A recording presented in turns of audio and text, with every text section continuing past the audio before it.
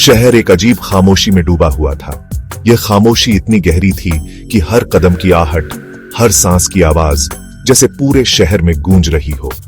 तंग, घुमावदार गलियां बंद खिड़कियों वाले घरों के बीच सांप की तरह बल खाती थीं। इन गलियों में चलते हुए ऐसा लगता था जैसे समय ने यहां ठहराव ले लिया हो। हवा में लकड़ी के धुएं और डर की गंध भरी थी। यह गंध न केवल नाक में बल्कि दिल में भी चुभ रही थी, जैसे हर सांस के साथ डर और अनिश्चितता बढ़ रही हो। वे कई दिनों से सफर कर रहे थे, तब से अर्जुन का नाम लेते ही उनके दिलों में एक दर्द की लहर दौड़ जाती थी। शहर की खामोशी और रात की सन्नाटे ने उनके डर को और भी गहरा कर दिया था। हर कोने में छिपा हुआ खतरा महसूस हो रहा था।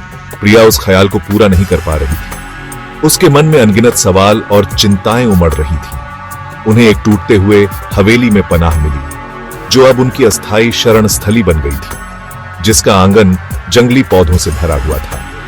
यह आंगन जो कभी जीवन से भरा हुआ था, अब उपेक्षा और समय की मार झेल रहा था। समूह के बचे हुए सदस्य एक साथ दुबके हुए थे, जैसे एक दूसरे की उपस्थिति में थोड़ी सी सुरक्षा महसूस कर रहे हो। उनके चेहरों पर थकान और दुख साफ दिखाई दे रहा था। हर चेहरे पर एक कहानी थी, एक दर्द था। मीरा ने प्राचीन पांडुलिपि को कसकर पकड़ा हुआ था, जैसे वह उसके जीवन की आखिरी उम्मीद हो। उसकी उंगलियां सफेद हो गई थी। यह उसकी दृढ़ता और भय दोनों का प्रतीक था। विजय, जो आमतौर पर खुशमिजाज रहता था, खाली नजरों से जमीन पर देख रहा था। उसकी आंखों में एक अजीब सी उदासी और खोया हुआपन था। प्रिया एक खंभे के सहारे झुक गई। उसकी थकान और चिंता उसके चेहरे पर साफ झलक रही थी। ठंडा पत्थर उसके अंदर की आग के बिल्कुल विपरीत था। यह ठंडक उसे थोड़ी सी राहत दे रही थी। अर्जुन के बलिदान ने उन सभी को हिलाकर रख दिया था। यह बलिदान उनके दिलों में एक गहरा घाव छोड़ गया था। फिर भी इसने प्रिया में कुछ जगाया भी था, अपने मिशन को पूरा करने का एक जबरदस्त दृढ़ संकल्प। यह दृढ़ संकल्प अब उसकी ताकत बन गया था, जो उसे आगे बढ़ने के लिए प्रेरित कर रहा था। हम हार नहीं मान सकते। अर्जुन ऐसा नहीं चाहेगा। उसकी नजर अपने साथियों के चेहरों पर पड़ी। विजय हिला, अपनी पुरानी भावना की एक झलक के साथ उसकी आंखों से मिला।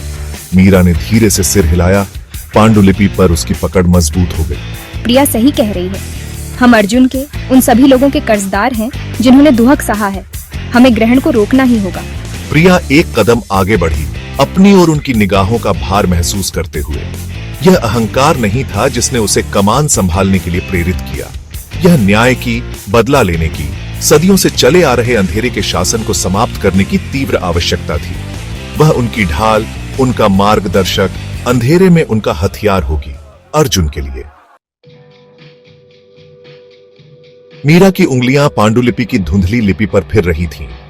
प्राचीन भाषा को समझने के लिए संघर्ष करते हुए उसकी भौहें सिकुड़ गईं। लालटेन की टिमटिमाती रोशनी दीवार पर लंबी परछाई डाल रही थी, जो अतीत के रहस्यों के साथ नाच रही थी। इसमें एक पवित्र स्थान का जिक्र है, शक्ति का एक स्थान जो परछाइयों से छिपा हुआ है। ऐसा कहा जाता है कि इसमें श्राप को तोड़ने की कुंजी है। आशा, यह एक नाजुक चीज थी जिसे आसानी से बुझाया जा सकता था। फिर भी मीरा उससे चिपकी रही। पांडुलिपि पर उसकी उंगलियां कस गईं। घुटन भरे अंधेरे में अभयारण्य ने प्रकाश की एक किरण प्रस्तुत की, दर्द और पीड़ा के चक्र को समाप्त करने का मौका। लेकिन यह कहां था? पांडुलिपि ने केवल गुप्त सुराग, भूले हुए अतीत की फुसफुसाहट ही दी।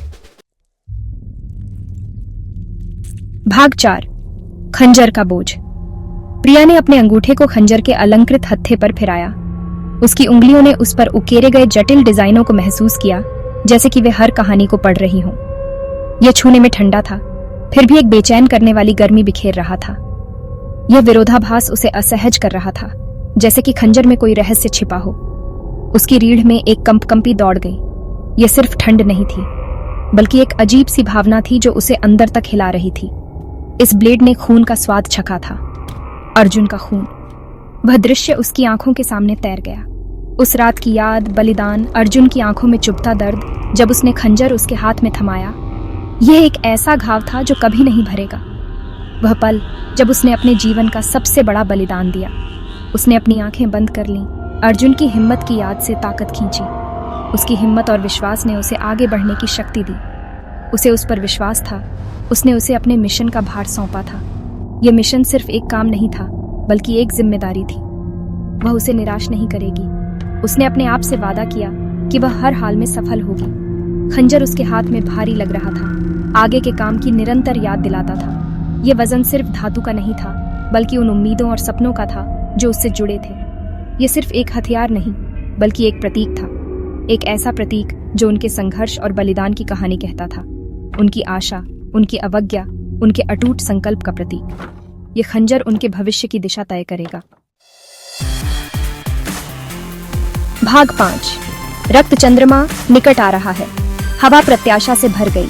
रक्त चंद्रमा आकाश में नीचा लटका हुआ था, एक लाल आंख परछाई वाली दुनिया को घूर रही थी।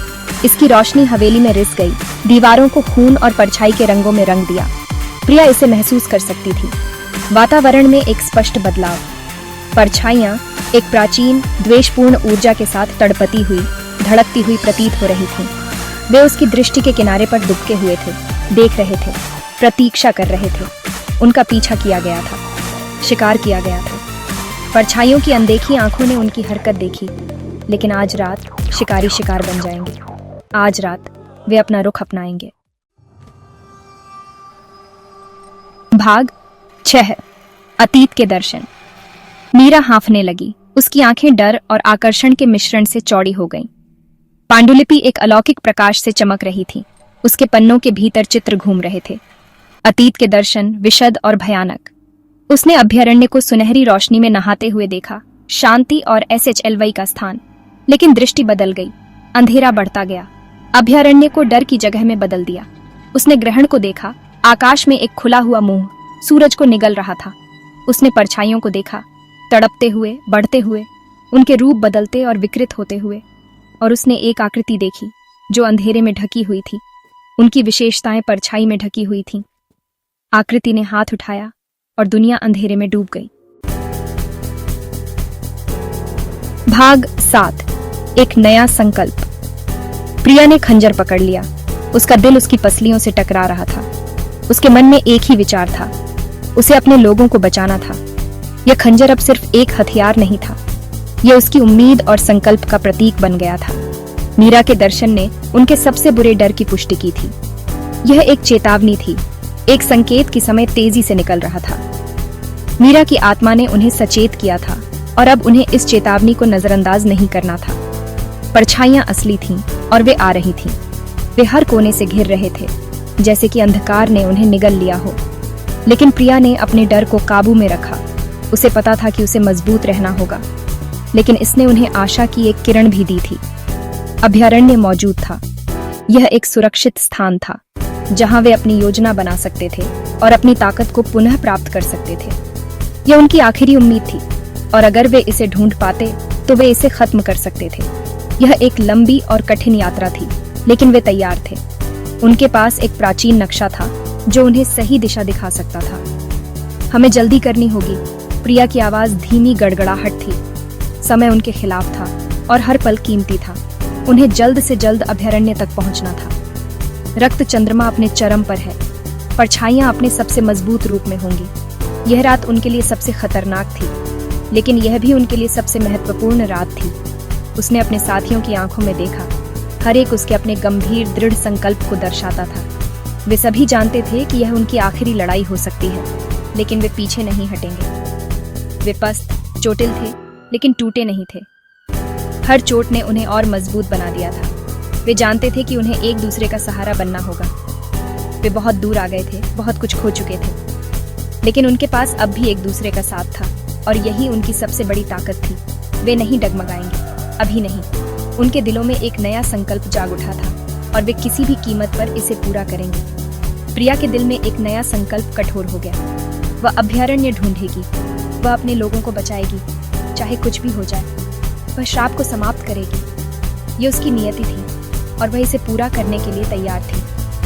वह अर्जुन का बदला लेगी। ये उसकी आखिरी प्रतिज्ञा थी, और वह इसे निभाने के लिए किसी भी हद तक जाएगी।